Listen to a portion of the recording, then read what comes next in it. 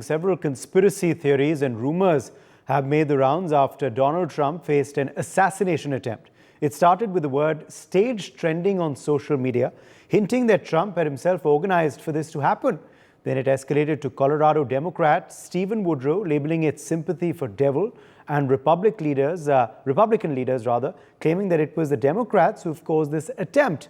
We will first take you through what's been happening as far as polarization and dirty politics is concerned on this incident, and then also ask on the impact of this on the United States of America elections. In fact, many are calling this the most polarized U.S. election ever. So let's quickly show you, and if we can go full frame to this now. This is what was trending. Let's please go full frame to this. This is what was trending in the United States of America yesterday. This was a word called staged. In fact, as you can see there, there were over 137,000 posts on this posted online. Staged because many believe, and now I'm going to quickly put out what people online actually were saying, which is so shocking. This is an anti-wokeness, @anti-wokeness, that's his X handle there, saying if you can't see the difference between this video and what just happened today, consider this. Who just stands there and raises their hands after an assassination attempt? Notice the lack of urgency compared to the second clip and pay close attention to the crowd. And with a hashtag staged. Then here's another tweet posted by Mike Collins. Notice that after an attempted assassination of President Trump, the same people who wanted him prosecuted for telling his supporters to peacefully march to the Capitol on January 6th are not calling for President Biden's prosecution after he said it was time to put President Trump in the bullseye after their debate. This is what a Republican is saying on the incident. In fact, he goes ahead and says, additionally, 85 days ago, Democrats in Congress introduced a bill to strip President Trump of his Secret Service protection. And nearly every Democrat has called Trump a threat to our democracy and an authoritarian. Here's another tweet that was put out by a handle called Mussolino. Breaking, according to the Butler Police Department, the Trump shooter has been arrested at the scene and has been identified as Mark Violets, a rabid Antifa member. Before the attack, he is uploading a video on YouTube claiming justice was coming. Now, this, of course, was a fake news that was put out, a fake development. Meanwhile, another person online put out this. Jane Iyer, Cyber Frontier is the handle there. It looks very staged. Sounded like a BB gun. Nobody in the crowd is running or panicking. Nobody in that crowd heard an actual gun. I don't trust it. I don't trust him. Another individual, a Democratic lawmaker, apologized for a Trump tweet, while others debate the role of rhetoric in inflaming violence. So this is a big headline there. A Democratic lawmaker actually went ahead and apologized then after seeing the violent attack on Donald Trump yesterday. Meanwhile, here's another Republican tweet on this. Republican Marjorie Taylor Greene had this to say. Listen to their words. Every single one of these Democrats caused the assassination attempt on President Trump because they've been ordering it for years, and the media has echoed them and lied continuously about Trump. These people are sick. And they posted, of course, a video there of American President Joe Biden. Here's what another individual had to say. Mike Collins, the Republican district attorney in Butler County, Pennsylvania, should immediately file charges against Joseph Biden for inciting an assassination. Meanwhile, Rick Scott says Democrats and liberals in the media have called Trump a fascist. They've compared him to Hitler. They've tried to lock him up. They tried to remove his Secret Service protection. Just this week, Joe Biden said he wanted to put Trump in the crosshairs.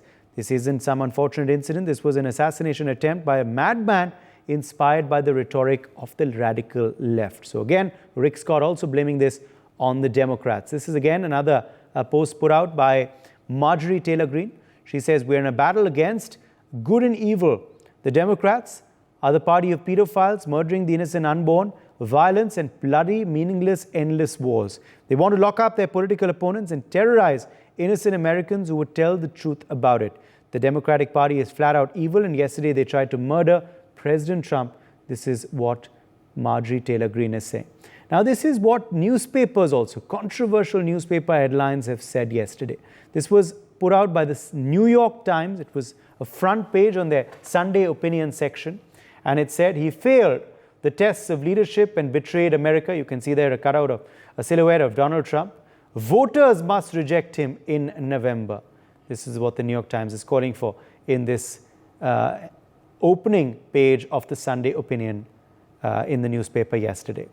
Meanwhile, Washington Post has this to say: Musk, other pro-Trump billionaires have helped shape shooting narrative. The right-leaning business community on X, including Elon Musk and hedge fund billionaire Bill Ackman, use their megaphones to endorse Trump and fuel storylines about Saturday's attack. This is covered by the Washington Post, showing you the kind of slanted coverage that has been happening on this incident. Well, let's go across now to our panel. Joining us live is Ambassador Suresh Kumar Goel, former diplomat. We also have Ray Locker, author and presidential historian, live with us. He's in fact joining us from Washington, D.C. in the United States of America. Alok Bansal, international affairs expert, is live with us. Professor Sandeep Tripathi, international affairs expert, also joins the broadcast. Let me begin with you first, Ambassador Goel. This is clearly, there's been a huge sort of, outrage on social media. But what has also shocked some is the kind of dirty politics that has also erupted, with Democrats saying, some Democrats and supporters saying it was staged, some Republicans blaming it on Democrats, and meanwhile newspapers also putting out pretty audacious headlines. Uday, thank you very much for putting me on this show. I'm actually beginning to feel much more comfortable with the narratives now, being familiar with how the elections in India take place. And when it is election time, all kinds of rumors, all kinds of speculations, they're bandied back and forth until the waters are so muddled, you do not even know what actually lies beneath. And I think basically now what is happening in the USA, Pennsylvania, what happened there yesterday, I'm saying it in a light-hearted manner, really, that now I couldn't understand the complexities of the presidential election. The process itself was so long, but now I'm comfortable because I understand now what is now happening in the USA. Number 2 or 3 things. First of all, whenever any such thing happens, I must preface by saying any kind of violence, particularly during the election times, must be condemned, because the election, because the violence actually detracts from the democratic process of electing a person, whether it is president or the member of parliament or whoever it is. But it detracts from the process. It impacts in a very corruptible manner. Therefore, violence has to be abhorred and abjured. Number 1. Number 2, what happened yesterday, I'm saying yesterday from the Indian time on perspective, was both a shock and strange. Shock is obvious, strange. Consider 2 or 3 things. This person who shoots is taken by the snipers within moments of each having shot. When you actually kill the person in this manner, and I'm saying this because I know the Secret Services firsthand. I've been there in the USA when 2 or 3 important visits have taken place from India, and they have been in operation. I admire them for their competence, thorough mind, thorough competence, without being intrusive. They are aware of what is happening around them, and therefore I just cannot understand how they could not be aware of this person on the terrace there, on the roof there, just about 150 meters from the place, when other people can see him crawling. Beats me really. How they could not notice? Either they were incompetent or they didn't want to. I'm just saying it because I can't understand it really. Anyway, so to have shot down this person who comes from a poor town from Pennsylvania, Butler, shoots him down within a moment. You would want to basically safeguard the evidence. If you are going to be investigating the crime, you want to safeguard the evidence rather than destroy the evidence. In this particular case, I would call killing him was actually rather akin to destroying evidence, number 1. Number 2, how did it happen that uh, there is a person who is actually shooting, doing the videography of the person, and there is no awareness by the security, by the secret service. So on the whole, I, without being able to say whether there are conspiracies here or not, there is polarization, of course, as is going to want to happen. And even if not now, I can trust presidential nominee, to Republican nominee Trump to basically take it to his great advantage. He would do it to his great benefit. I think this must be fully investigated from the point of view that I do not like any political violence in my country. Like I do not like any political violence to affect the election trends in my country. I do not like election violence in another country and to impact on the election trends. Therefore, it must be fully investigated, and whoever is guilty must be punished. Whether this will happen or not is entirely a different matter. Right. Yes. Ray Locker, come in here on, of course, this attack, how it's being, seen there in the United States of America, where you are, and also this kind of these polarized views that have come out on social media, which are really reflective of the polarized election that we're seeing this year in the United States of America. Well, first of all, I would take anything on social media with a gigantic grain of salt. And some of the people that you cited are some of the biggest lunatics in American politics. Mike Collins, congressman of Georgia, doesn't get anything done. He's a noted online provocateur. Marjorie Taylor Greene was kicked off of all her committees in the previous Congress because she's crazy. She's still crazy, and no one takes her seriously. But she has an audience because Twitter gives it to her. And so anybody can accumulate an audience. Some of the people that you cited on the Democratic side I've never heard of. And that's the thing. I mean, you say, oh, online, people doing it. There's no consensus there. Anybody can twitch a finger and put something on Twitter or X or whatever you want to call it. And so, yeah, I mean, the pictures of Trump coming off the stage, raising his fist, looked a little too perfect. But we saw the video of him getting shot in the head. Nobody stages that. How do you stage nicking somebody in the ear with an assault rifle bullet from 150 yards away? I mean, I know people who think that. I just don't believe it. And, if it's staged, how do you explain, the dead guy in the audience and the two other people who are wounded in the hospital? I don't know of many people who would be so callous to try to stage something with that much collateral damage. We don't really know what happened. And the problem now with social media in this era is that any idiot can speculate online, and then it gets picked up and trumpeted all over the place. And I also don't think that the New York Times saying that Trump is unfit to lead in an editorial is somehow a provocation for someone to kill him.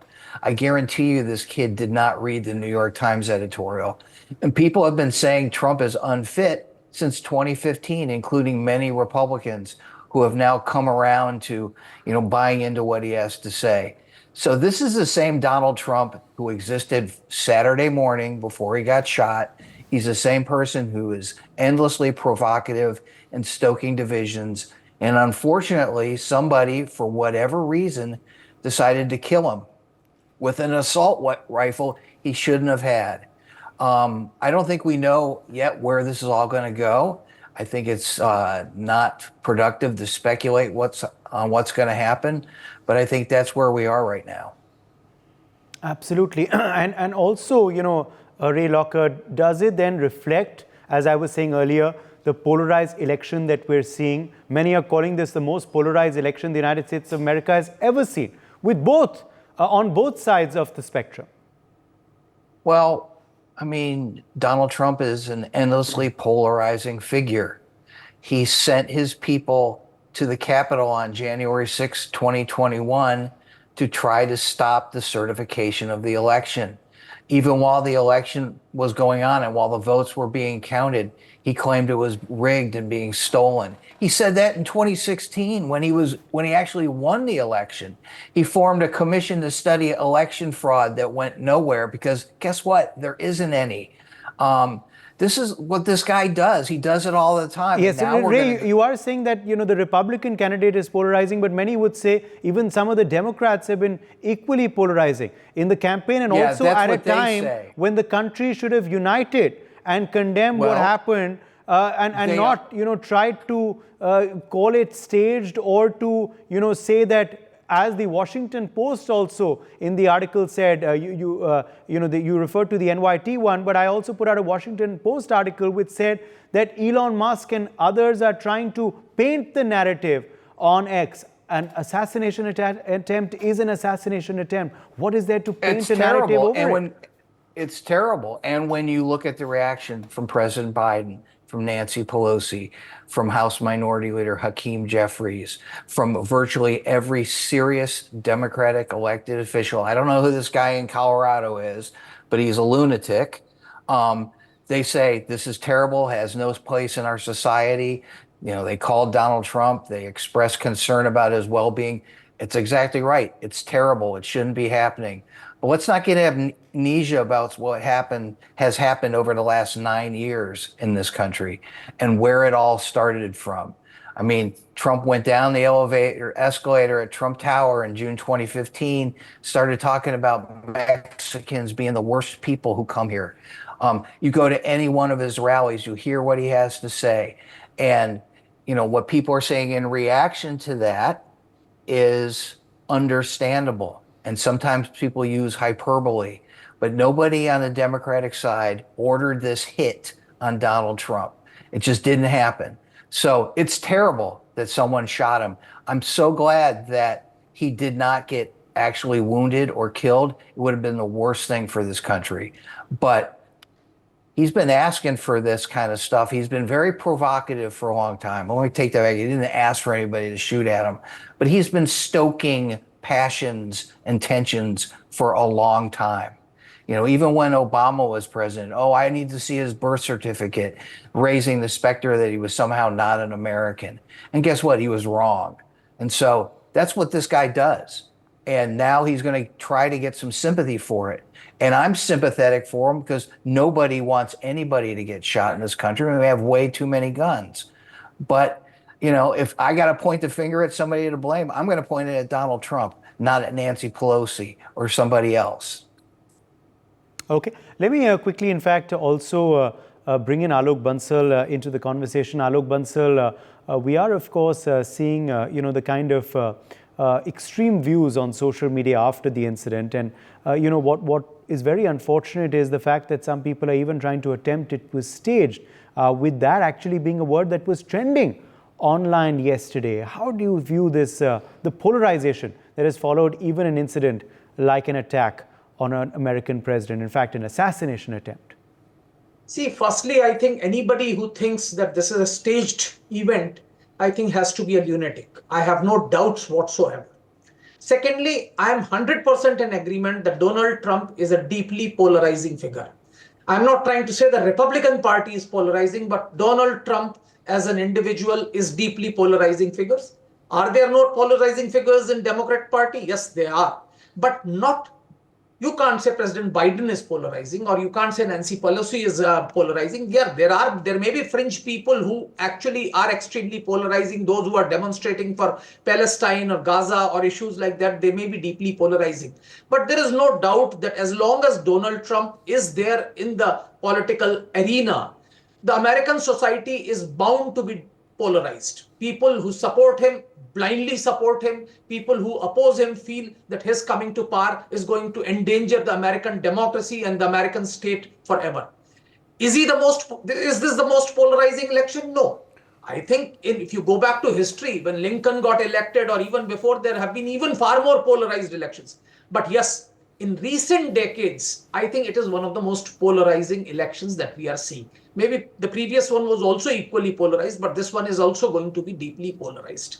Now, there are a lot of issues. I think social media, anybody can write anything, and that's one of the biggest problems with social media.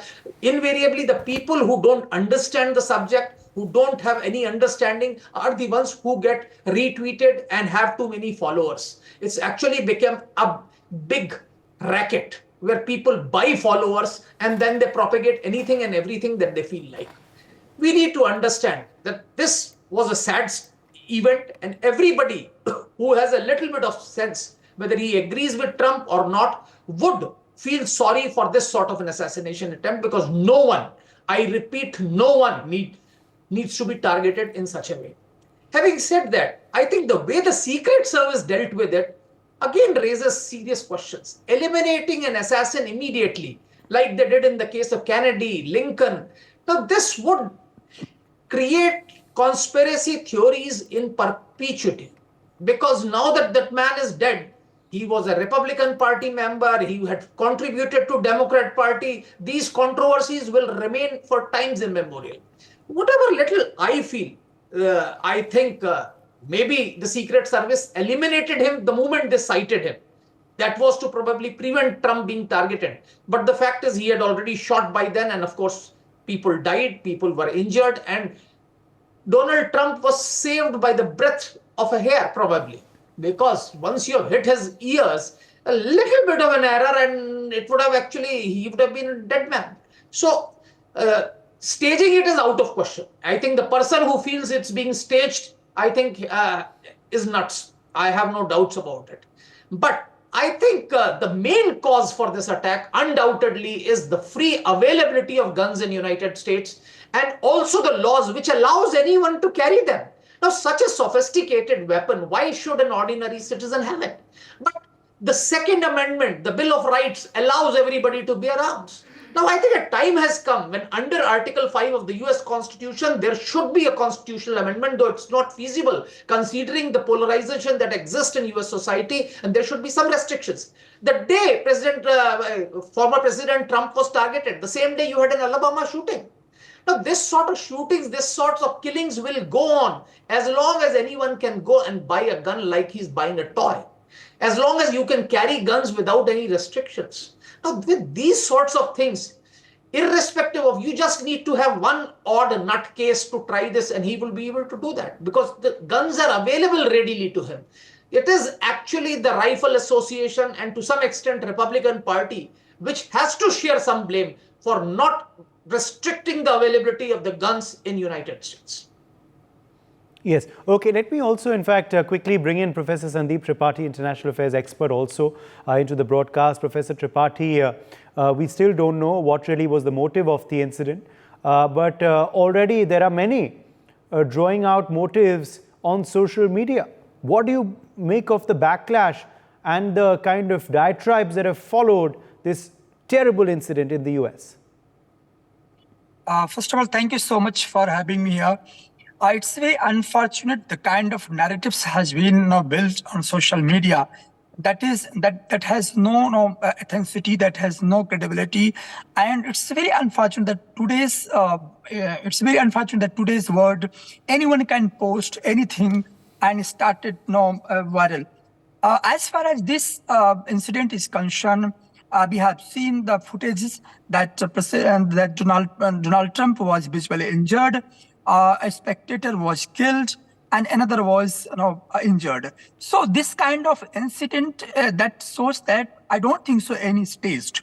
But in the social media, and at a time when there is a high polarization in the U.S. politics, and polarization between Democrats and Republicans. So that's very unfortunate that today we are discussing about this incident as is staged. But just imagine what would happen if he would have been killed. For example, he would have been assassinated. What happened, just let me remind you, 1963 November, when John F. Kennedy was assassinated. So it's very premature to make any comment on this very unfortunate incident that took place yesterday, that it was planned, it was staged, and it was just because for the polarizing the election to gain sympathy. Of course, I agree this fact that former President Donald Trump is of course polarizing figure, but I don't think so. Someone will play with the death and life, especially of his life, at the sake of election. I strongly refute this argument, and I do not believe the kind of narratives that has been built on social media. And nobody trusts on the social media. It does not matter how millions are circulated, how millions of you are getting such particular post. So I think this is very clear that US is on the election mode, and there is lots of speculations and conspiracy theory, and it's very unfortunate that the United States of America is not united on democracy front, on its values front, on now US so-called vibrant democracy that preaches across the world. So that's very unfortunate. A country that has been anchor of liberal values, liberal democracy, and there is a game that has been played by both sides, from Republicans, from Democrats. So I think it's very early, it's very premature to make any comment, any prediction that it was staged. For more such videos, subscribe to the NewsX YouTube channel, hit the bell icon.